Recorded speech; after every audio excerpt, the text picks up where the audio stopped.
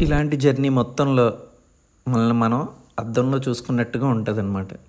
So అదే ఇంట్లో అనుకో, మనకి ఎటువంటి కోపం వచ్చినా, ఎటువంటి చిరాకు వచ్చినా సరే వెంటనే ఆ ఫ్రస్ట్రేషన్ అమ్మ మీదో, ఇంట్లో ఫ్యామిలీ మెంబర్స్ మీద ఎవరో ఒకళ్ళ మీద మనం చూపించేస్తాం. సో ఈజీగా మనం కొంచెం ఫ్రీ అయిపోతుంటాం. ఈ జర్నీలో మనకి ఎంత ఫ్రస్ట్రేట్ అయినా ఏమైనా సరే ఎవ్వరి మీద చూపించడానికి అవ్వదు. సో మన మీద మనమే చూపించుకోవాలి. సో అన్నీ మూసుకుని జాగ్రత్తగా డ్రైవ్ చేస్తాం అనమాట. సో ఇదొక మంచి క్వాలిటీ అనమాట.